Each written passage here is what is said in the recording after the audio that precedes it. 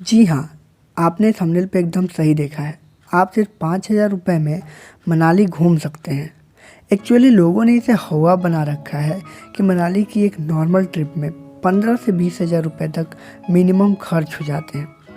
आज मैं आपको एक-एक चीज़ डिटेल में बताने वाला हूँ कि आप कैसे सिर्फ 5 से 6,000 रुपये खर्च करके मनाली को पूरी अच्छे तरीके से घूम सकते हैं। तो सबसे पहले मैं आपको एक बेसिक पॉइंट्स बता दूंगा जिससे आपको क्रिस्टल क्लियर हो जाएगा कि आपको इस वीडियो में मैं क्या बताने वाला हूँ, किन किन प्लेसेस कब कब हम घूमने वाले हैं। और उन सारे प्लेसेस को, इन सब चीज़ों को मैं आपको एक एक करके डिटेल में भी एक्सप्लेन करूँगा।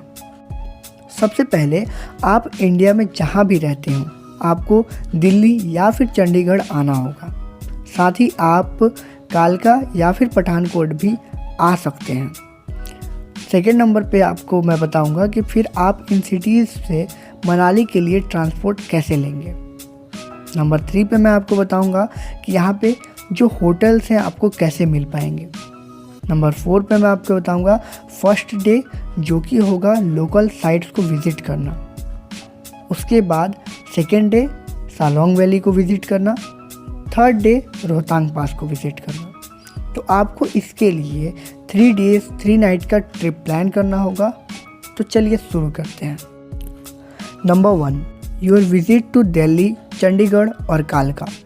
आप इंडिया में जहाँ भी रहते हो आप ट्रेन लेकर इन सिटीज़ तक पहुँच सकते हैं। साथ ही आप पठानकोट भी आ सकते हैं। यहाँ से आपको बसेस के ऑप्शंस मिल जाएंगे। Number 2, Delhi Manali transport.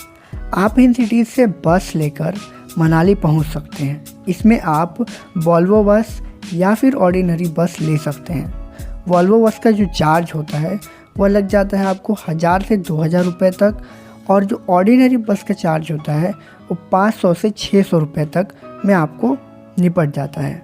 तो अगर आपका बजट कम है तो आप ऑर्डिनरी बस को ले सकते हैं, जिसमें कुछ ज़्यादा फ़र्क नहीं होता। बस फ़र्क यही होता है कि वॉल्वो बस में एसी की फैसिलिटी आपको मिलती है, वहीं ऑर्डिनरी बस में नहीं मिलती है। साथ ही वॉल्वो बस में जो सीट्स होती हैं थोड़ी लग्जरी होती हैं, वहीं ऑर्डिनरी बस में वो सब चीज़ें आपको नहीं मिलती हैं। लेकिन प्राइस का काफ़ी डिफरेंस यहाँ हो जाता है, तो आप इसके थ्रू काफ़ी पैसे अपने बचा सकते हैं। एक दूसरा तरीका यह है कि आप अपनी बाइक, कार या फिर टैक्सी लेकर मनाली आ जाइए, लेकिन इसमें आपके काफ़ी पैसे खर्च हो जाएंगे, क्योंकि आपको यहाँ पे अलग से ग्रीन टैक्स भी देना होता है, जो कि 200 रुपये से लेकर 600 रुपये तक भी पड़ जाता है। अगर इसमें आप 2 व्हीलर्स में आते हैं तो 200 रुपये के अराउंड आपको पैसे लगेंगे। अगर 4 व्हीलर्स तक में आप जाते हैं तो 400, 500, 600 रुपये तक भी आपके पड़ सकते हैं। आप चाहें तो ट्रैवल एजेंसीज के थ्रू भी मनाली घूम सकते हैं। ये भी काफ़ी अच्छा ऑप्शन रहता है, क्योंकि आपको किसी भी चीज़ की फिर टेंशन नहीं लेनी रहती है। Number 3, how to book hotels in Manali. देखिए, मनाली में होटल बुक करने के लिए भी आप 3 ऑप्शंस का यूज़ कर सकते हैं। पहला, आप ऑनलाइन होटल को बुक कर सकते हैं, जिसकी कॉस्टिंग आपको मिनिमम 1,000 रुपये तक पड़ जाएगी। दूसरा, अगर आप किसी ट्रैवल एजेंट के थ्रू मनाली आते हैं तो फिर आपको होटल्स की चिंता तो करनी ही नहीं है, वो खुद आपको बुक करा कर देंगे। तीसरा, आप ऑन द स्पॉट होटल को बुक कर सकते हैं, जिसमें आपको होटल्स जो मिलेंगी वो काफ़ी कम रेट पर मिल जाएंगी। पर हाँ, यहाँ आपको बार्गेनिंग करना आना चाहिए, तभी आप यहाँ पे 400 रुपये से लेकर 500 रुपये तक में होटल जो है आप बुक कर सकते हैं। और आप ट्रैवलिंग के लिए कहीं भी जाएं इंडिया में, आप बार्गेनिंग ज़रूर करें, ख़ास करके मनाली जैसी सिटी में, क्योंकि यहाँ पे बार्गेनिंग करने से जो प्राइस हो काफ़ी कम हो जाता है। पर आप ट्राई करें कि आप मनाली सुबह सुबह पहुँचें, जिससे आपका पूरा दिन यूज हो जाएगा, और साथ ही जो भी आप होटल बुक करेंगे वो आपके डिमांड अनुसार होगा। अगर आप शाम को होटल बुक करते हैं तो आपकी नीड बन जाएगी, और नीड जब बनती है तो पैसे जो होते हैं डबल भी चार्ज किए जा सकते हैं आपसे। इसीलिए मेरी मानिए तो सुबह ही आप होटल को बुक कर लीजिएगा। अच्छा, एक बात और, अगर आप नवंबर टू जनवरी के बीच में या फिर समर वेकेशंस में मनाली जाते हैं तो आपके लिए यही बेटर रहेगा कि आप ऑनलाइन ही होटल्स को बुक करके जाएं, क्योंकि इस टाइम जो होता है पीक टाइम होता है मनाली में, और होटल्स सारे जो होते हैं बुक हुए रहते हैं।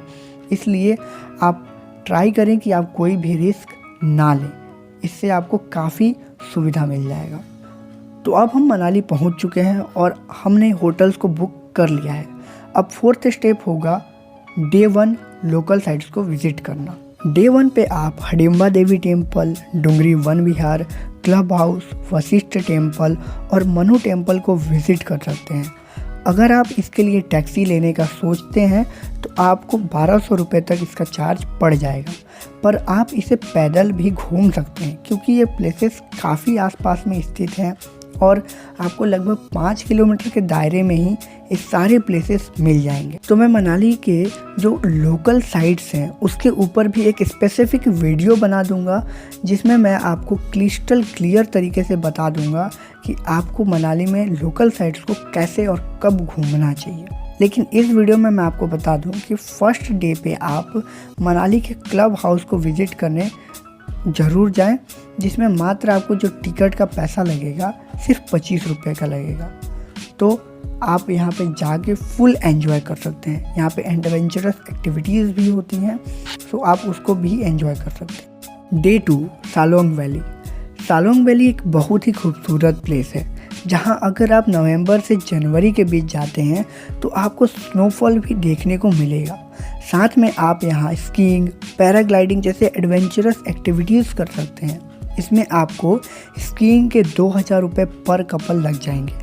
उसके साथ आपको गाइड और ड्रेस भी दोनों मिलेगा, या फिर आप सिर्फ ड्रेस ले सकते हैं जिसका कॉस्ट सिर्फ और सिर्फ 250 रुपये पड़ेगा। उसके साथ ही अगर आप पैराग्लाइडिंग करना चाहते हैं तो आपको 1600 रुपये से लेकर 3200 रुपये तक खर्च करने पड़ेंगे। ये सब कॉस्ट आपका अलग है। मैं जो बजट प्लान आपके लिए बता रहा हूँ उसमें यह शामिल नहीं है। अगर आपकी मर्जी हो तो आप इसे अलग से एंजॉय कर सकते हैं। अब बात करते हैं आप सालोंग वैली कैसे पहुँच सकते हैं। तो मनाली से सालोंग वैली की जो दूरी है वो मात्र 12 किलोमीटर है। तो अगर आप टैक्सी वाले से बात करते हैं तो आपको 1200 रुपये चार्ज करेगा राउंड ट्रिप का, ऑटो वाला आपको 600 रुपये तक चार्ज करेगा, और अगर आप बाइक रेंट पर लेकर जाते हैं तो यहाँ पे आपको कॉस्ट पड़ जाएगा 500 से लेकर 1500 रुपये तक, प्लस आपका पेट्रोल आपके हाथ में है। और एक ऑप्शन है यहाँ जाने का, वह है बस। आप मात्र 20 से 30 रुपये खर्च करके सालोंग वैली जा सकते हैं।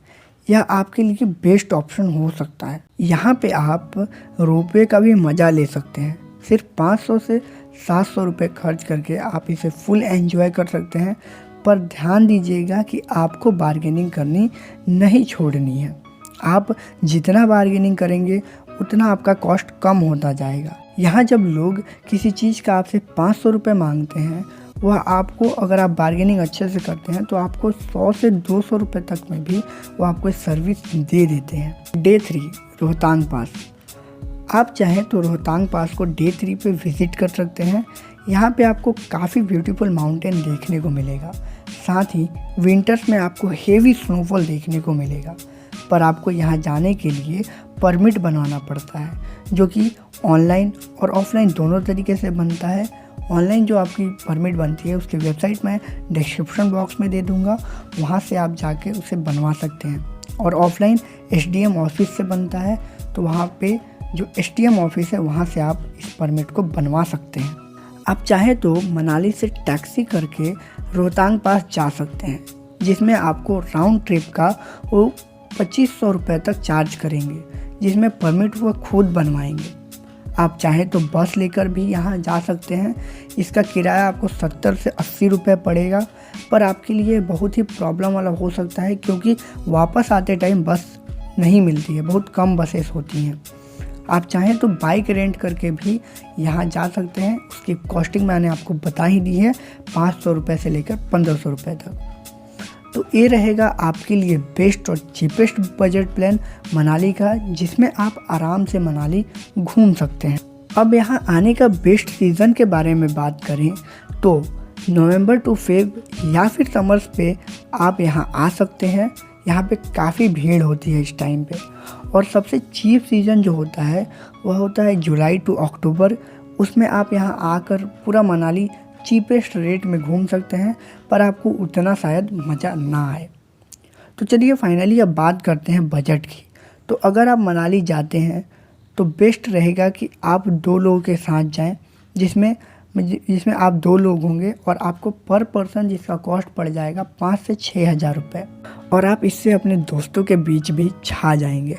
आप जब वहाँ पे अपने फ़ोटोज़, अपने वीडियोस जब इंस्टाग्राम पे, फेसबुक पे डालेंगे तो आपके दोस्त सोचेंगे कि आपने बहुत पैसे खर्च करके उस ट्रिप को प्लान किया है, आपने इसको कर दिखाया है। लेकिन वो शायद नहीं जानते कि यहाँ का जो प्लान है वो कितना चीप भी मिल जाता है।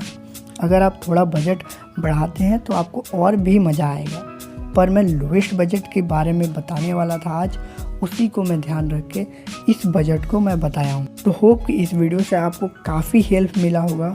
और अगर आपके मन में इस ट्रिप से रिलेटेड कोई भी क्वेश्चन है, कोई भी क्वेश्चन, आप कमेंट बॉक्स में ज़रूर लिखिएगा, मैं हर एक किसी का रिप्लाई करूँगा।